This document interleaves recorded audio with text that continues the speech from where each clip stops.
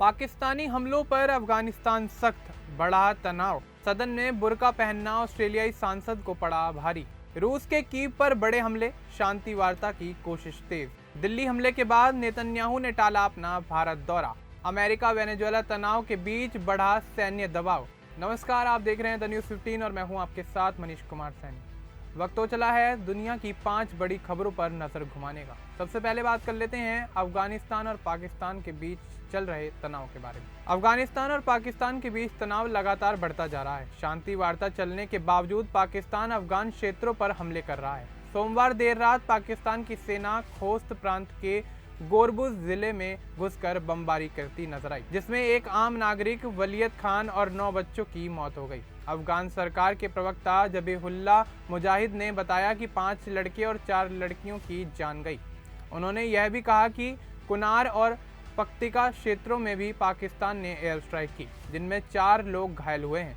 इन हमलों पर अफगानिस्तान में अमेरिका के पूर्व राजदूत जालमे खलीलजाद ने दुख जताया और कहा कि नागरिकों की हत्या और युद्ध बढ़ाना समस्या का समाधान नहीं है। उन्होंने सुझाव दिया कि दोनों देशों को धैर्य और कूटनीति से समाधान ढूंढना चाहिए। खलीलजाद ने यह भी बताया कि तुर्की का एक प्रतिनिधि मंडल जल्द ही इस्लामाबाद और काबुल का दौरा करेगा, ताकि दोनों देशों के बीच समझौता कराने की कोशिश की जा सके। इस पहल के तहत अंकारा में एक निगरानी केंद्र बनाने का प्रस्ताव है, जिसमें तुर्की, कतर, अफगानिस्तान और पाकिस्तान के अधिकारी तैनात होंगे। यह केंद्र सीमा पर स्थिति की निगरानी करेगा और किसी भी उल्लंघन की रिपोर्ट आने पर समाधान निकालने में मदद करेगा। अब रुक कर लेते हैं अगली खबर का, जो कि ऑस्ट्रेलिया से संबंधित है।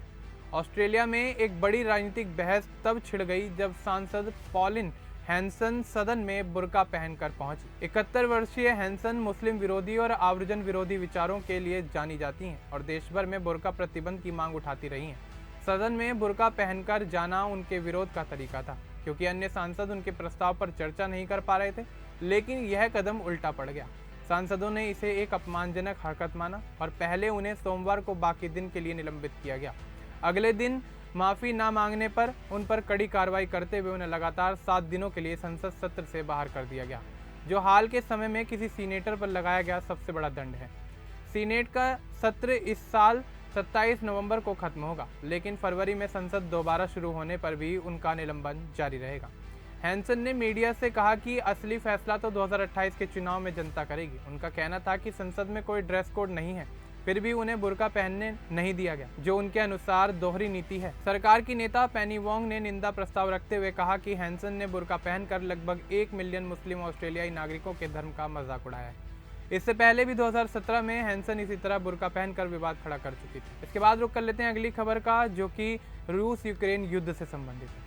3 साल से ज्यादा समय से चल रहे रूस यूक्रेन युद्ध की स्थिति लगातार बिगड़ती चली जा रही है। मंगलवार तड़के रूस ने यूक्रेन की राजधानी कीव पर फिर से बड़े हमले किए, जिनमें रिहायशी इमारतों और ऊर्जा ढांचे को निशाना बनाया गया। कीव के मेयर विताली क्लिचको के अनुसार पेशर्स्क और डनिप्रो इलाके में 2 इमारतों को भारी नुकसान पहुंचा है और वीडियो में 9 मंजिला इमारत में भयंकर आग लगती दिखाई दी। स्थानीय अधिकारी तिमोर तुकाचेंको ने बताया कि कम से कम 4 लोग घायल हुए हैं। यूक्रेन के ऊर्जा मंत्रालय ने भी बिजली ढांचे के प्रभावित होने की पुष्टि की है।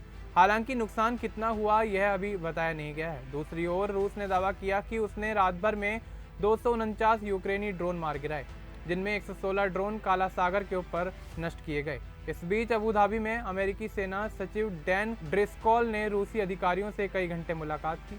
यह बैठक ट्रंप प्रशासन की नई शांति पहल का हिस्सा मानी जा रही है। अमेरिकी अधिकारी के मुताबिक यह बातचीत युद्ध खत्म करने के लिए समझौते की दिशा में आगे बढ़ने की कोशिश है और यूरोप को भी पूरी जानकारी दी गई है। हालांकि बैठक के विषय और अवधि पर कोई स्पष्ट जानकारी नहीं दी गई है। इसके बाद रुक कर लेते हैं अगली खबर का, जो कि इजराइल के प्रधानमंत्री बेंजामिन नेतन्याहू से संबंधित है। इजराइल के प्रधानमंत्री बेंजामिन नेतन्याहू साल के आखिर में भारत आने वाले थे, लेकिन नई दिल्ली में हुए बड़े आतंकी हमले के बाद उन्होंने अपनी यात्रा को फिर से टाल दिया है। इस हमले में कम से कम 15 लोगों की मौत हो गई और कई घायल हुए, जिसके चलते सुरक्षा कारणों से यात्रा को स्थगित करना पड़ा। रिपोर्ट्स के मुताबिक नेतन्याहू अब अगले साल नई तारीख तय करेंगे, जब सुरक्षा हालात सामान्य हो जाएंगे। यह पहली बार नहीं है जब नेतन्याहू की भारत यात्रा रद्द हुई हो। इससे पहले भी उन्होंने सितंबर में चुनावों के कारण अपनी यात्रा टाल दी थी और उससे पहले अप्रैल में भी यात्रा रद्द हो गई थी। लगातार रद्द हो रही यात्राओं के बावजूद नेतन्याहू की भारत यात्रा को इजराइल में उनकी अंतर्राष्ट्रीय पहचान मजबूत करने के कदम के रूप में देखा जाता है। उनकी पार्टी ने चुनाव प्रचार के दौरान उनके पीएम मोदी, ट्रंप और पुतिन के साथ पोस्टर लगाकर यही संदेश दिया था कि वे दुनिया के बड़े नेताओं के करीबी हैं और यह इजराइल की सुरक्षा नीति के लिए महत्वपूर्ण है। नेतन्याहू आखिरी बार 2018 में भारत आए थे, जब पीएम मोदी 2017 में इजराइल पहुंचे थे। दोनों नेताओं की दोस्ती और मजबूत संबंधों की चर्चा दोनों देशों की मीडिया में अक्सर होती रही है। इसके बाद रुख कर लेते हैं अगली खबर का, जो कि अमेरिका और वेनेजुएला से संबंधित है। अमेरिका और वेनेजुएला के बीच तनाव लगातार बढ़ता जा रहा है। इसी माहौल में अमेरिका के सेना प्रमुख और राष्ट्रपति ट्रंप के प्रमुख सैन्य सलाहकार general Dan Caine Puerto Rico और पास मौजूद एक नौसैनिक युद्धपोत पर तैनात सैनिकों से मिलने पहुंचे। हाल के दिनों में अमेरिका ने कैरेबियन क्षेत्र में बड़ी संख्या में युद्धपोत तैनात किए हैं और नशीली दवाओं की तस्करी के शक में कई नौकाओं पर कार्रवाई भी की है। इससे कई विशेषज्ञ मानते हैं कि अमेरिका इस सैन्य दबाव का इस्तेमाल वेनेजुएला सरकार पर दबाव बनाने के लिए कर रहा है। जनरल केन के साथ उनके वरिष्ठ सलाहकार डेविड एल आइजम भी मौजूद थे। यह केन की इस क्षेत्र में इस साल की दूसरी यात्रा है। सितंबर में भी वे प्यूर्टो रिको आए थे, जब अमेरिकी मरीन सैनिकों का बड़ा दल सैन्य अभ्यास के लिए वहां तैनात किया गया था। यह दौरा ऐसे समय पर हुआ है जब राष्ट्रपति ट्रंप यह विचार कर रहे हैं कि वेनेजुएला के खिलाफ सैन्य कार्रवाई की जाए या फिर नहीं। ट्रंप प्रशासन नशीली दवाओं की तस्करी रोकने के नाम पर यह विकल्प खुला रखे हुए है। हाल ही में अमेरिका ने कार्टेल दे लॉस सोलेस नाम के समूह को विदेशी आतंकवादी संगठन घोषित किया है, जिसका लिंक वेनेजुएला की सरकार से जोड़कर देखा जा रहा है। हालांकि विशेषज्ञों का कहना है कि यह पारंपरिक कार्टेल जैसा संगठन नहीं है और न ही अमेरिका ने इसके ठोस सबूत पेश किए हैं। अमेरिका का दावा है कि समुद्र में पकड़ी जा रही कई नौकाएं इन्हीं लैटिन अमेरिकी गिरोहों से जुड़ी हुई हैं। इस बुलेटिन में फिलहाल इतना ही। बाकी देश दुनिया से जुड़ी तमाम अपडेट्स के लिए हमारे चैनल को सब्सक्राइब करना ना भूलें। धन्यवाद।